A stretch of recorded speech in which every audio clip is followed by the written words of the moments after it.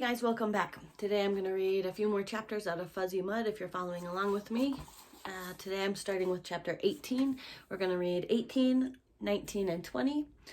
Yesterday when we left off, Tamaya had decided to go into the woods to look for Chad because she thinks he's in there since he hasn't come home, and Marshall wouldn't go with her. So chapter 18 starts on Wednesday, November 3rd at 1 o'clock p.m. It had been more than a month since Marshall had played basketball with his friends. A month since he had any friends. And all it had taken was a day, just one day without Chad. Marshall never did anything, Laura Muskrantz had said. Chad is just mean. Those may have been the sweetest words that he had ever heard in his whole life. Still, as he sat at his desk in Mr. Davison's class, 3 seats away from Chad's empty desk, he couldn't get the image of Tamaya's grotesque hand out of his mind. Torn strips of bloody gauze had dangled from her blistered flesh. He saw her eyes, too. They pleaded with him to do the right thing. Man, just when things are finally going good for me, he thought, why do girls have to always go and ruin everything? He knew the right thing to do. He had known it when Mrs. Thaxton had come into his classroom and told everyone that Chad was missing. The only reason he hadn't told her the truth right then and there was because he didn't want to get Tamaya in trouble. That was what he had told himself. He had kept quiet for Tamaya's sake, but deep down he knew that that was not the truth. He had remained silent because he was scared and ashamed. Not that it mattered anymore. He knew it was just a matter of time before Tamaya told someone, either her teacher, Mrs. Filbert, or else Mrs. Thaxton. The classroom phone buzzed, and the sound seemed to vibrate deep down in his bones. As he watched Mr. Davison speak into the phone, he tried to read the expression on his teacher's face. His leg trembled beneath his desk. Mr. Davison hung up, and Marshall quickly cast his eyes downward, pretending to concentrate on his open book. Marshall, Mrs. Thaxton would like to see you in her office. He had been expecting that, but the word still came as a jolt. His chair squeaked as he pushed back from his desk. He stood up and then he walked out of the room, desperately trying to appear calm. He started up the stairs. Nothing made sense anymore. Chad beat him up, yet he was the one who was getting in trouble. Everyone was so worried about poor Chad. Where's Chad? Did you see him? Did you talk to him? What did he say? Chad is missing? Good, he's gone, and I'm glad he's gone. Did that make him a bad person? He reached the top of the stairs. The office was to the right, but Marshall's eyes were drawn the other way, down a short hallway to a door with a window. Daylight shone through the window. He stared at the door for a long moment. Maybe it was time that people started worrying about poor Marshall, he thought. He stared for a moment longer, but then he turned and he headed towards the office. Tamaya was right. It was time to tell the truth. Mrs. Latherley had her back to him and was bent over as she placed a folder in a filing cabinet. Mrs. Thaxton asked to see me, he said. The school secretary straightened up. Oh, hi, Marshall. We're glad you're here. He wondered what she meant by that. She sent him on back to Mrs. Thaxton's office. The headmistress's door was open. He could see her sitting at her desk, staring out of the window. He stepped inside and he cleared his throat. You wanted to see me? She turned. Yes. Do you know where Tamaya is? It wasn't the question that he had expected, and for a moment he wondered if it was some kind of a trick. Mrs. Thaxton's face quivered. Well, do you? She demanded. Miss Filbert's class? No, she's not there. She never returned after lunch. I know you two spend a lot of time together. Not a lot. We just walk to school together. You know, because we live on the same street. Her mom won't let her walk to school alone. The words were coming out of his mouth as his mind was busily trying to come to grips with what was happening. Monica is her best friend, he said. Maybe she knows. I spoke to Monica. She said Tamaya suddenly left the lunchroom for no reason and never came back. Where were you at lunch? Outside, playing basketball. And did you see her? Let me think. I think I might have seen her by the court. Well, did she say anything to you? Now I remember. The ball bounced away and she got it, and I went and I got it from her. She didn't say anything about leaving school early. Well, this morning she told me that her mom was picking her up after school to take her to see a doctor. She's got this really bad rash. Maybe her mom picked her up early. Mrs. Latherley left a message for her mother. We're waiting to hear back. Tamaya is pretty good about following rules, Marshall pointed out. She wouldn't just leave without telling someone.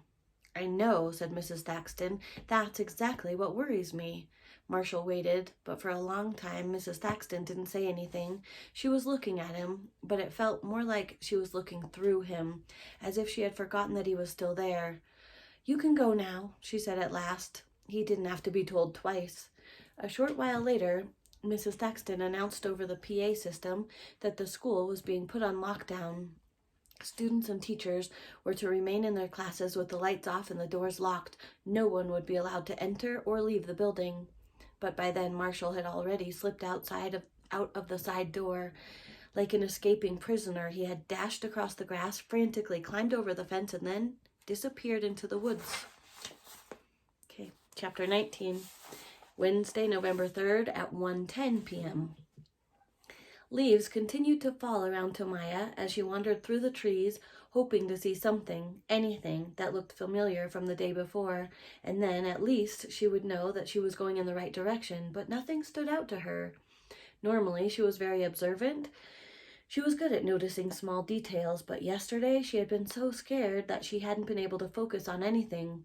All her concentration had been devoted to keeping close to Marshall. The only thing she remembered was seeing the fuzzy mud. If she could find that, then maybe Chad would be nearby.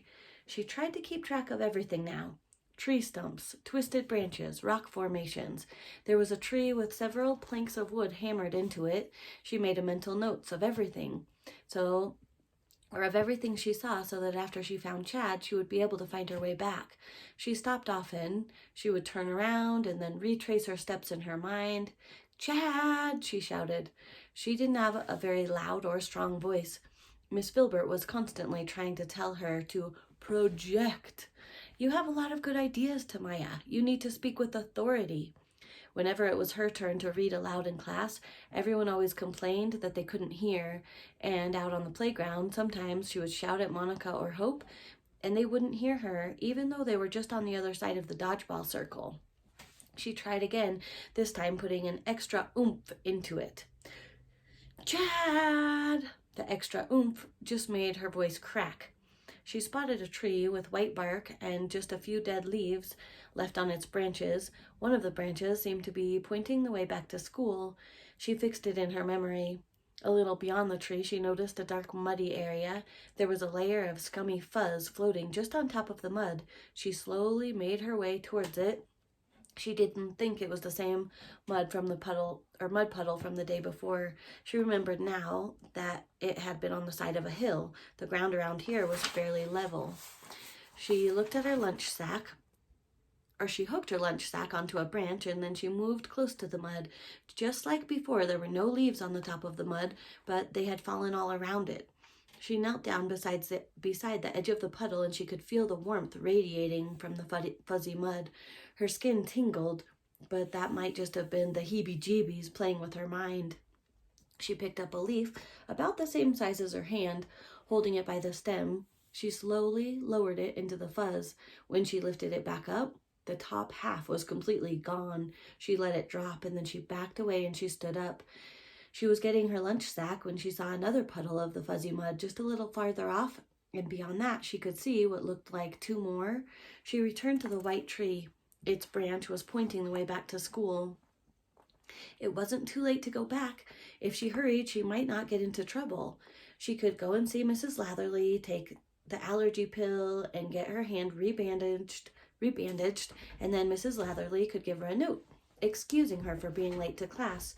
The tree branch pointed one way. Tamaya went the other. Chad, she hollered. This time her voice didn't crack. She continued deeper into the woods. 2 times 65,536 is 131,072. 2 times 131,072 equals 262,144. Chapter 20. 3 months later. In February of the following year, 3 months after Tamaya went back into the woods to search for Chad, the Senate Committee on Energy and the Environment held a new set of hearings. These hearings were not secret, By this time, the entire world knew about Sunray Farm, Bioline, and the disaster that had occurred in Heathcliff, Pennsylvania. Dr. Peter Smythe, Deputy Director of the Centers for Disease Control and Prevention, gave the following testimony at the Heathcliff disaster hearings. Senator Wright said, "Were you able to identify this microorganism?" Dr. Peter Smythe said, "No, not at the time. It didn't match anything in our database." Senator Wright, "Had you or anyone else at the CDC seen this type of rash before?" Dr. Peter Smythe, "Again, no, nor did we know how to treat it. There was no cure." Senator Wright, "And so you ordered the quarantine?" Dr. Peter Smythe, "The President ordered the quarantine based on my recommendation. No one was allowed to leave Heathcliff or the surrounding area. That included our own doctors and scientists. Once they entered the quarantine zone, they could not return. Thousands of people were infected. 5 people had already died. The one found in the woods, and then 4 more who were infected later." Senator Foote, "All because of one little girl?" Dr. Peter Smythe, 1 week after Tamaya Diwaldi went into the woods, more than 500 people showed signs of the rash, including many of her classmates, but it would be wrong to assume that it was caused by Tamaya. The invading organisms had simply overwhelmed the environment. By the time the first snow fell, this so-called fuzzy mud had spread to lawns and flower beds all over Heathcliff. We're going to stop there for today. We'll pick up with chapter 21 tomorrow.